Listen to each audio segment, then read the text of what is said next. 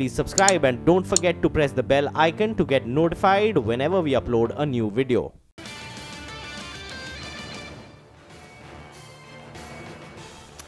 Welcome back. Well, back home on Dalal Street, the market extended gains in the last hour of trade. The Nifty reclaimed its 10,500 mark, while the Sensex rallied more than 1%. Banks outperformed, gaining 1.5%, but mid-caps ended with cuts of about 0.5%. So overall, yes, some amount of a pullback for the Nifty Sensex and the Nifty Bank, but the mid-caps still under pressure. Nigel joins in to tell us what we can expect in today's trade. Nigel? Well, morning, Ekta. I was just hearing you and Mangalam out in the first session itself of Power Breakfast, and you all were telling us how the U.S. markets recovered. Remember, they started off with a cut of around 300 points odd on news that Trump has called off the meeting with the North Korean leader, and they've recovered a goodish bit actually to end more or less flattish. The Nasdaq ended more or less flattish in yesterday's trading session. Now, over the past few days, we've been tracking three broad cues. One is Brent crude prices. Now, Brent crude prices have cooled off a tad bit, so that's pretty good news. The dollar index as well. It had gone to around 94.5 odd. That's cooled down a tad bit. So let's see whether or not the rupee can show some strength. And the US bond yield, well, it had gone all the way to around 3.1. Now it's cooling off at around that 3% odd. So all the three cues, in fact, there's no worsening in terms of news that's coming in from all those three parameters. But coming back home, yesterday, we had a splendid session. The openers for the market, or the pillars for the market, if I would like to call it that, the IT and the Farmer Index, both of them, they gave the Nifty a good start. And towards the end, it was the weekly expiry for the Nifty Bank, and it came in there and played a good knock. Ended with a gain of more than 300 points odd. So that was pretty good news as well. And importantly, the Nifty Bank has conquered all its technical levels. In yesterday's trading session, by the time it wound up, it even conquered the 20 DMA odd. So that was good news. The Nifty Bank ending over those technical levels is obviously, music to the ears of the bulls after a while. They smashed the bears at least yesterday. If you take a look at the flows, well, the FIs, they're selling. They have been selling as well. 700 crores is what they sold. But the DIs, they are pumping in more than double of what the FIs sold. So that's pretty good news. And the FIs in the last 9 sessions, they have been on a selling streak. Selling more than 5,000 crores, but all that selling is really being absorbed by the DIs. They bought more than 6,000 crores odd. In terms of the index, how are they placed really on index futures? Well, they're net short, and that happened a few days ago. So the short positions are at around 55% odd. So if we can get some follow through, there is a hope that we'll see a bit of a short covering bounce. There is some protection on the downside as well. They bought more puts than calls. So good news in case things go wrong. And also good to see that, in fact, they've written more puts than calls as well. So they're not expecting really the Nifty to fall apart. The key levels you need to watch out for. Asia is more or less mixed today. But if you're looking at the technical levels, well, then on the upside, the 100 DMA. If the Nifty can cross that mark, we can see a bit of a short covering bounce out there. On the downside, first stop loss, 50 DMA. Second stop loss, 200 DMA. Most on the street are counting on that mark holding on. Absolutely, Nigel. You said it there as far as the moving averages are concerned. In terms of individual stocks, what are you watching out for? Oh, we'll watch out for a few of these, nifty stocks that come out with their set of numbers, as well as other important stocks as well. So Sun Pharma, you have a Tech Mahindra, Bank of Baroda, all of them come out with their set of numbers. Cadilla, Page Industries, as well as IDBI Bank.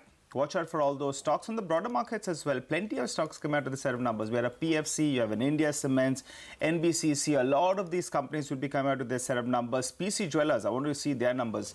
Let's see what they come up with this time around. So we'll keep an eye out on all of those stocks. In terms of result reactions, well, Pidilite Mangalam, top line a bit better. Margins a little disappointing. Stock has had a good run. So let's see how that one reacts. United Spirits, there was a debate whether or not it was a large peg, small peg or medium peg. It appears that the top line growth was pretty good, but the margins, it seems, that's compressed a tad bit. I was looking at a Macquarie note. They're saying that it missed their estimates. So not too good news in terms of the margin front. Let's see how that one reacts. But beers, it's a Friday, it's May. That's the way to go, really. The beers have done well. United Breweries, good top line growth, margin expansion as well. So pretty good news there. We had a couple of elections as well that went by. I don't know whether there was an impact there, but that stock should open up in the green. So good news. Cummins, the export revenue, that delivered a good growth. But in terms of domestic numbers, that's not too good. So mixed set of numbers. Let's see how that one reacts. JMC, good numbers. And other good numbers came in from the likes of Gujarat Alkalis. You had Moil come out with a good set of numbers. Sudarshan Chemicals as well. All good numbers out there. Gokuldas Exports, though, the margin did see some compression. So not too good news there. And besides earnings, there are a lot of earnings that we're expecting. A lot of stocks that will be reacting as well. Newland Laboratory, they have done a QIP at a price of around 750 rupees. So keep an eye on that stock. Gayatri Projects, they received an LOA for a highway project. So that stock should be in focus. And Mangalam, you'll be tracking this more closely than me. The stocks that are entering the F&O ban. Absolutely. Jet Airways as well as Jain Irrigation. All the best. It's a Friday.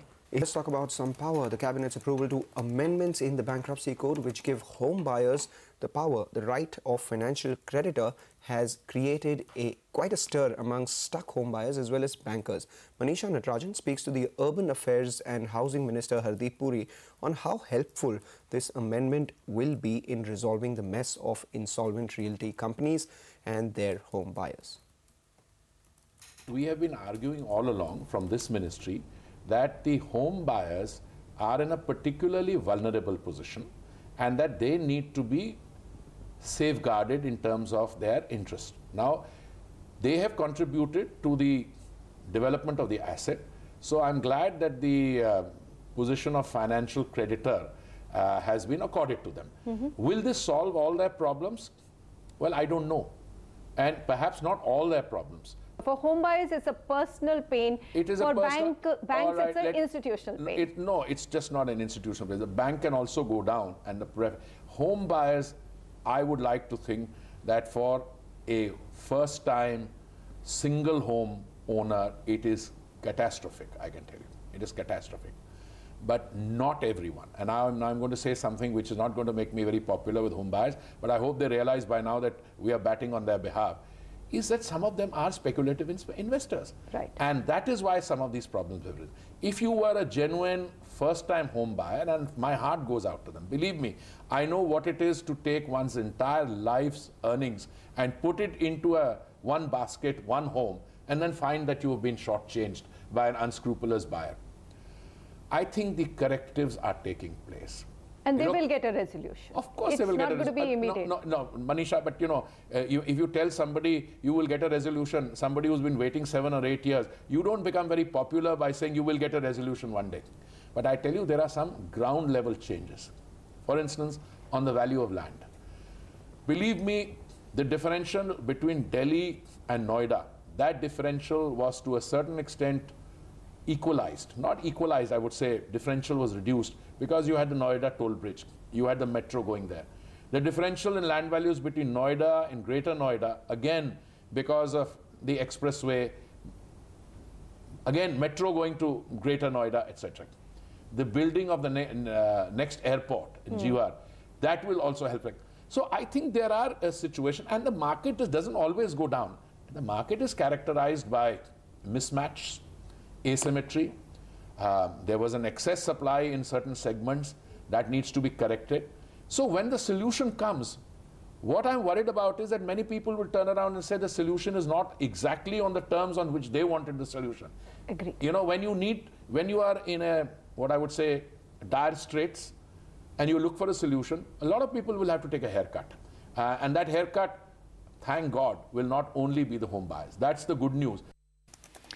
Okay, interesting conversation coming in there. But yesterday we told you that the Law Ministry has submitted its view on sugar cess to the GST Council. Law Ministry has opined that under Article 279A, the GST Council has the power to recommend cess for any commodity under GST. We spoke to Morvin Godino, the GST Council member from Goa, who believes that imposing a cess on sugar would be the right thing to do to help the distressed sector, while Pratik Jain of PwC believes that a cess on sugar is not the right move at this point in time. Now, Law Ministry has given its very clear opinion, its view that cess can be imposed, and looking at the situation and the distress faced by sugarcane farmers, I think it would perhaps be the right thing to impose a cess.